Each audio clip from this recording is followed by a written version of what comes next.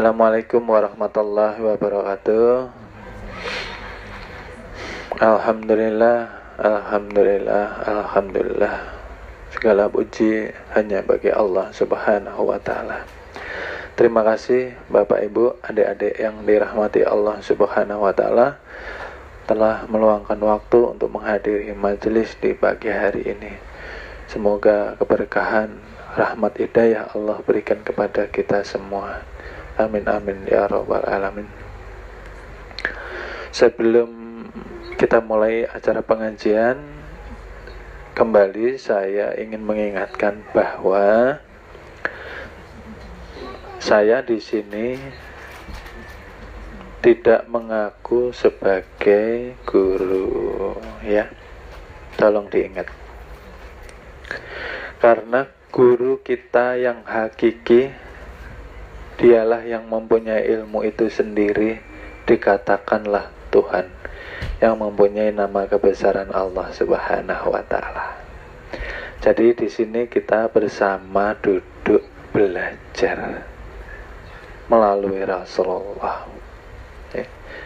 Jadi kami tidak bermaksud menggurui.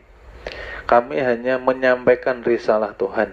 Kami hanya menyampaikan peringatan-peringatan kepada kita semua.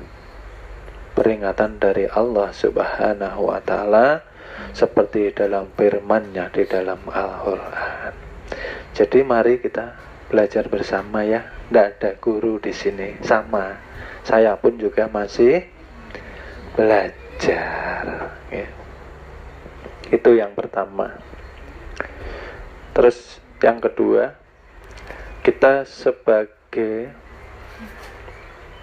murid di perguruan itu kan tempat untuk menimba ilmu. Satu tempat yang kita naungi untuk menyerap informasi ketuhanan, ya. Di situ kita harus membuka hati dan pikiran kita, duduk bersama dengan ketenangan pikiran. Jikalau ada masalah, tolong diistirahatkan dahulu supaya mudah menerima aliran ilmu Tuhan, ya. Di situ.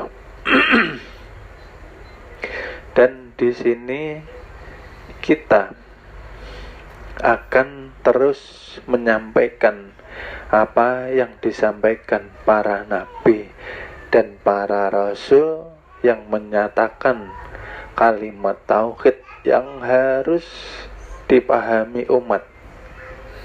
Kalimat tauhid yang diemban para nabi dan rasul selama turun temurun, ya. Kalimat itu dikatakan kalimat thayyibah. Kalimatnya ialah kalimat la ilaha illallah. La ilaha illallah. Hanya itu yang mau disampaikan. Oleh sebab itu, sampai disempurnakan para nabi di dalam diri junjungan Nabi besar kita, Nabi Muhammad Sallallahu Alaihi Wasallam, untuk memahami hakikat kalimat itu. Maka di umur beliau 40 tahun beliau diangkat menjadi Nabi dan Rasul, diajarkan tauhid dari Tuhan melalui Jibril alaihi salam, ya. Karena itu sangat penting menjadi dasar akidah di dalam nanti menjalankan syariah. Tanpa akidah, syariah seperti fata morgana. Dikatakan fata morgana ialah salah satu contohnya ketika umat menjalankan sholat, maka sholat itu tidak akan bisa mencegah dari perbuatan keji dan munkar, karena tidak ada pondasinya sebelum menegakkan sholat itu tadi. Setelah tidak ada pondasi, setelah umat hanya menggugurkan kewajiban untuk ibadah, setelah keluar dari ibadah, disitulah masih terdapat yang namanya tabiat yang tidak baik, pikiran yang tidak baik, hati masih kotor, kebiasaan masih lupa Tuhan, masih hidup semaunya. Yang diinjak nih buminya siapa? Bumi Allah, buminya Tuhan. Kita ini milik siapa? Milik Allah, milik Tuhan. Pikiran kita, hati kita milik siapa? Milik Allah, milik Tuhan. Ya? Oleh sebab itulah, ini kan pelajaran dasar toh. Kita sebagai murid harus paham. Berdirinya badan jasmani kita ini kan dikatakan berlapas mem hak mem dal. Siapa mem hak mem dal ini? Perhimpunan dari zat, sifat, asma dan zat, sifat, asma, af'al inilah yang dikatakan nama kebesaran Tuhan Allah Subhanahu wa ta'ala. Nyata, dinyatakan, dizohirkan menjadi Muhammad.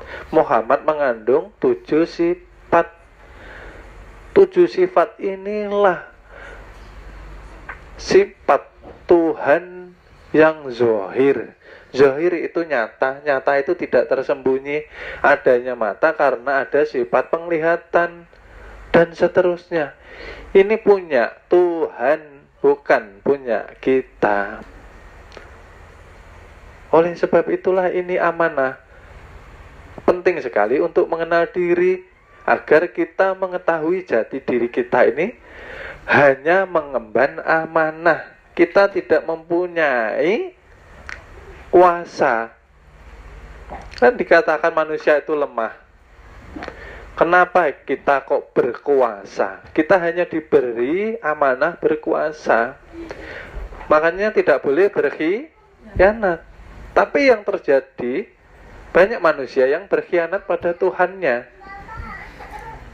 Diberi hidup sehat, lupa Tuhan. Diberi hidup sehat, lupa mengingat Tuhan. Diberi hidup sehat, lupa di dalam menegakkan syariat Tuhan. Diberi hidup berkuasa, berkhianat dengan amanah Tuhan. Murid ini harus tafakur toh di dalam diri masing-masing. Kita ini ingat belajar ilmu ketuhanan, belajar ilmu kesucian, membersihkan hati, pikiran, angan-angan dan perbuatan. Karena kita dikatakan makhluk cahaya. Ini kan dari cahaya toh. Jangan sampai badan kita ini hancur lebur, ya. Itu dikatakan kita tidak sempurna meninggalnya. Jangan sampai meninggalnya kita ini nanti tersesat menjadi sapi, kambing, kerbau, ya. Jangan sampai ketika kita meninggal tersesat menjadi hewan yang bisa hidup di 2 alam. Jangan sampai kita meninggal menjadi hewan-hewan yang berterbangan. Apalagi kita menjadi yang namanya syaitan. Jangan sampai. Itu kan ulah daripada perbuatan manusia itu sendiri. Hidup ini banyak manusia yang hidup semaunya, saya katakan. Nggih, hidup semaunya apa? Sudah jelas sholat itu mencegah daripada perbuatan keji dan tapi hakikatnya manusia setelah sholat masih berbuat keji dan munkar. Kenapa? Ayo. Berarti pelajarannya belum masuk. Dikatakan sifat cahaya ini kan harusnya mengerjakan semua hal yang bersifat kebaikan. Kenapa kebaikan? Karena sifat Tuhan tidak ada yang jelek. Oleh sebab itu kita diwajibkan untuk berpuasa ilmu di dalam perguruan. Apa puasa ilmu itu? Mengurangi segala hal buruk yang menjadi tabiat kita, mengurangi segala hal buruk yang menjadi kebiasaan kita, mengurangi hal yang buruk yang menjadi kebiasaan kita. Kita ini mau pulang ke akhirat atau hanya hidup di dunia saja, saya tanya. Mau pulang ke akhirat, bekalnya apa, saya tanya. Sudah punya bekal? Nah, kalau belum, mari kita berpuasa. Puasakan. Kenapa dipuasakan? Karena sebelum mengenal ilmu perguruan, 7 sifat ini kita kotori, 7 sifat ini kita kuasai, 7 sifat ini kita arahkan semua kepada hal yang tidak baik. Ini hidup punya Tuhan, tapi seringkali manusia merasa hidup sendiri, tidak pernah bersyukur. Bersyukur kebanyakan manusia menunggu rezekinya lancar, menunggu kehidupannya mapan.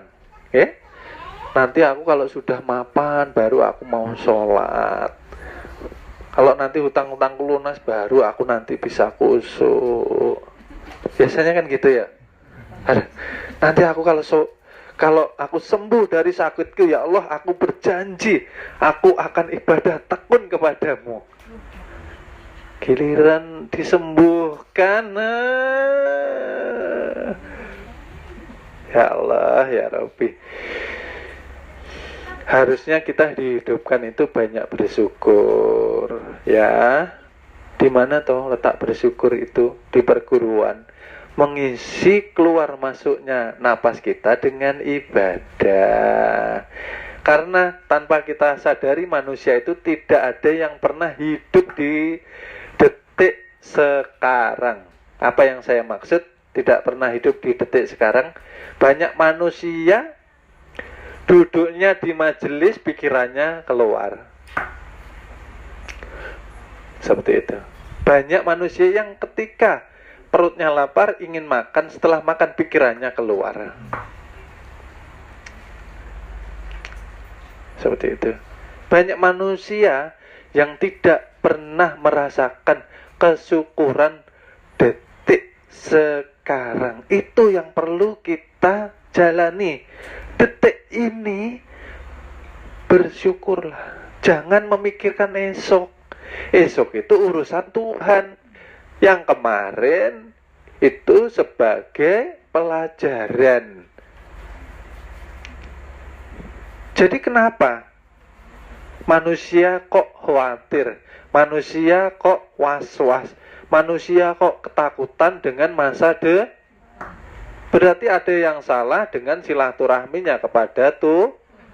Berarti dia jauh dari Tuhan. Itu sangat jelas. Nggak usah mikirkan. Wong sampean dilahirkan aja, sampean nggak bisa milih kok. Kalau manusia bisa memilih, dia bisa dilahirkan. Pasti banyak manusia pengen dilahirkan dengan orang tua yang kaya, yang mapan. Ya. Manusia kalau bisa memilih, ingin dilahirkan dengan orang tua yang alim ulama. Manusia ini tidak punya pilihan. Kenapa? Kita bingung, ya? Dikarenakan seperti itulah yang dikatakan hakikatnya la haula wala quwata illa billah. Sadari sampean, kita semua ini ndak punya apa-apa. Sedang sekarang diberikan amanah. Amanah ini, ingat,